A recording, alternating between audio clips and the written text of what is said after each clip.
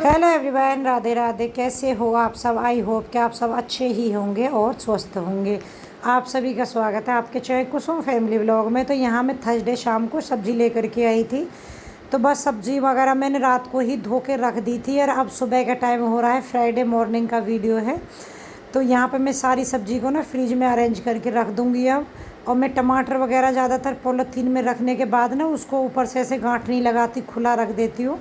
और सारी मिर्ची, हरी मिर्ची और नींबू वगैरह उनको भी, जिससे कि आसानी से उसमें से मिल जाते हैं। क्योंकि टोकरी बहुत ज़्यादा उतनी बड़ी नहीं है, क्योंकि फ्रिज मेरा छोटा ही है।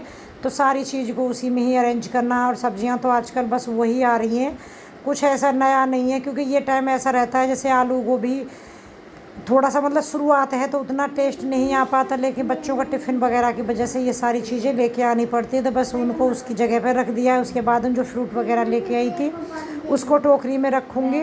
और अब मैं यहाँ पे बनाने वाली हूँ सब्जी वगैरह, तो आपको मैं वही दिखाऊंगी। वैसे बच्चों के टिफ़िन बन तैयार हो गया, बच्चे स्कूल जा चुके हैं। दोनों बच्चों के टिफ़िन में भिंडी की सब्ज़ी बनाई थी सुबह। भिंडी की सब्ज़ी बना के दे दी थी दोनों को, क्योंकि भिंडी बहुत पसंद है, दोनों को खुशी से खा लेते हैं। तो बस कभी कभी क्या है, उनकी पसंद की चीज़ दे देते हैं, कभी ऐसी दे देते हैं जो घर पे नहीं खाते हैं, उनको स्कूल में खा लेते हैं। तो बस यहाँ पे मैं मिर्ची और करौंदे लेकर के आई थी। ककरौंदे जो बोलते हैं, बहुत खट्टे होते हैं। मैंने बचपन से ही मतलब इन दिनों में बहुत खाए, लेकिन मेरे गले की वजह से ना डॉक्टर नहीं इस बार बनाए। डॉक्टर ने खट्टी चीज़ के लिए मना कर दिया था। तो फिर मैंने सोचा चलो मैं नहीं खा रही हूँ तो बाकी मेंबर तो खा लेंगे। और नई चीज़ लेकर के आई थी मैं, साग। जी हाँ, इन दिनों में भी मतलब पालक सरसों का साग अभी अभी शुरुआत हुई है, मिल रहा था। तो मैंने कटवा करके मतलब सब्जी मंडी से ही लेकर के आई थी। नमक हल्का सा डाल करके उबाल दिया था। उसके बाद में बहुत कच्चा आ रहा है, मगर मुझे टाइम इतना नहीं था कि मैं उसे घोट पाती। हल्के से ब्लेंडर घुमा दिया है। उसके बाद में उसको मैंने साइड में रख दिया है साग को। और यहाँ पे मैंने मिर्ची और ककरौंदे को छोंक दिया। हींग जीरा डाला था, जीरा नहीं सॉरी अजवाइन में छोंकती हूँ। और सारे मसाले डाल के उसके बाद में साग में मैं यहाँ पे आलू लगा दूँगी। एडिटिंग करने के टाइम पर पिंकू यहाँ मेरे बराबर में, आपको आवाज़ आ रही हो तो इग्नोर करना। बस यहाँ पे अभी मैंने गेहूं का आटा ही दे दिया है आलन में। तो उसके बाद नमक मिर्ची सब दे के उसके बाद में तड़का लगा दूँगी। तड़का लगा रही हूँ देसी घी का। तो मैंने यहाँ पे थोड़ा सा जीरा डाल दिया। उसके बाद में लहसुन भून करके हींग और हल्की सी लाल मिर्ची पाउडर डाला। उसके बाद में तड़का लगा दिया साग में। यहाँ पे कर रही हूँ मैं कपड़े प्रेस। तो मुझे जाना है कहीं बाहर, कपड़े प्रेस कर रही हूँ इसलिए, क्योंकि इस टाइम पे ना कपड़े ज़्यादातर कोई भी मेरे जो इधर उधर पहनने वाले हैं प्रेस नहीं है। ऐसी ही अलमारी में सारे कपड़े रखे हुए हैं, बस मुझे प्रेस भी करनी है। तो बस प्रेस करके मैं निकल जाऊँगी।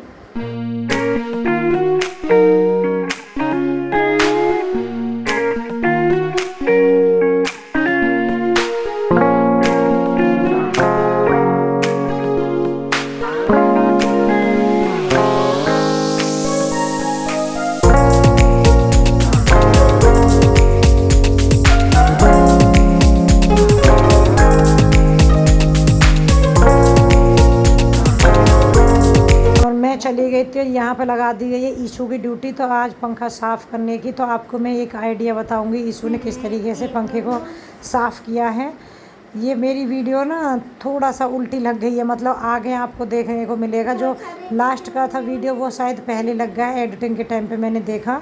एक आपका जो भी मतलब कुशन कवर होते हैं ना, तकिया का जो कवर होता है, या तो आपका जैसे हम मशीन लगाते हैं उस टाइम पे मैं ज़्यादातर पंखे वगैरह साफ़ करती हूँ, क्योंकि चादरें चेंज हो जाती हैं। तो इस तरीके से देखिए, इसमें हम एक जो पंखड़ी होती है उसमें कवर डालेंगे और उसको अच्छे से पोंछ करके साफ़ कर लेंगे। उसके बाद में आ गई किचन में। किचन में कर रही है वो जो भी बर्तन वगैरह थे उनको मैंने कि कभी कभी थोड़ा सा हाथ बटाना भी चाहिए। वैसे तो कर देती है वो खुद से ही, लेकिन कभी कभी फिर भी ये रहता ना, एक तो पढ़ाई का इतना सारा लोड है उसके ऊपर, और ऊपर से अब कोचिंग वगैरह उसकी जो लेती है ऑनलाइन क्लास वो भी शुरू हो जाएंगी।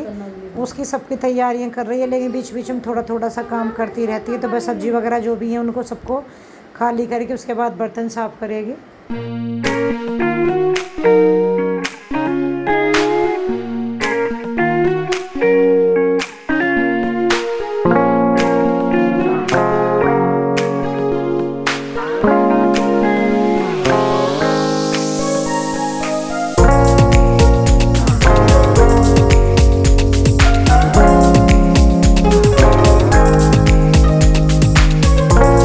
तो यहाँ पे में देखिए मुझे जाना पड़ा था हॉस्पिटल। एक्चुअली गले में थोड़ी सी आवाज़ मतलब भारी सी भी लग रही है और दिक्कत सी हो रही है, तो इसलिए फिर मैं गई थी ईएनटी के पास में।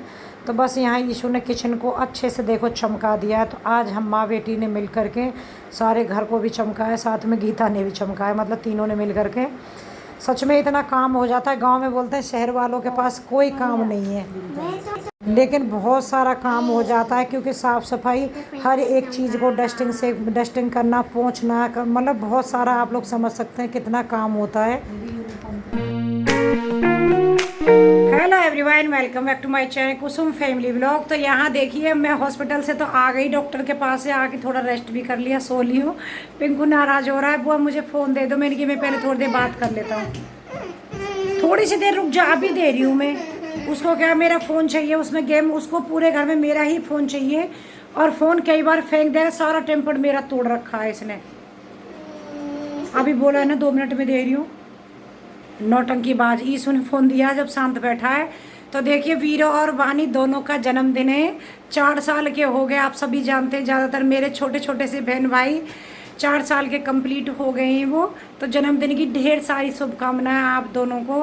भगवान खूब लंबी उम्र दे, क्योंकि बड़ी मुश्किल से उसे देखा है वीर को। कहते हैं ना कि बहुत मन्नतों के बाद में पैदा हुआ है। सभी ने, मतलब पूरी परिवार ने, सभी ने, फैमिली मेम्बरों ने कहीं ना कहीं उसके लिए मन्नतें मांगी हैं, पूजा करी है, तब जा कर के उसे देखा है। और 4 साल कैसे बीत गए पता है। 3 सितंबर का उनका जन्मदिन आता है, 3 सितंबर को मतलब, और 3 सितंबर को मतलब जन्माष्टमी थी। उस दोनों का जन्माष्टमी वाले दिन जन्म हुआ था। तुम दोनों बहन भाई चक्कर चक्कर बंद करो ना, हाँ दोनों लगे पड़े हैं आपस में। 3 सितंबर का उनका जन्मदिन पड़ता है, मतलब जन्म, मैं तो यही बोल रही हूँ, मैं क्या बोल उस दिन जन्माष्टमी थी। क्या सारा एक होता है ना कि कुछ ना कुछ बातें मुझे करनी है आप लोगों से, आधी से ज़्यादा भुला दिया है, क्योंकि एक तो बीच में 3 से 4 बार वीडियो को बंद करना पड़ा है। और एक मेरी सब्सक्राइबर है, उन्होंने मुझे पूछा कि दीदी थैंक यू कैसे लिखते हैं। तो देखिए थैंक यू तो मैं आप लोगों को रिप्लाई देती हूँ, आप उसी को देख लो कैसे लिखते हैं। कमेंट बॉक्स में जाइए, उसमें जा कर के देख लीजिए। और देखिए 3 सितंबर का उनका जन्मदिन है, 4 साल के हो गए। आप सब भी ढेर सारी शुभकामनाएं देना। सच में ही बहुत भगवान ने मतलब हमारे ऊपर कहते हैं ना उपकार किया है, जिस वजह से हमने वीर को देखा है।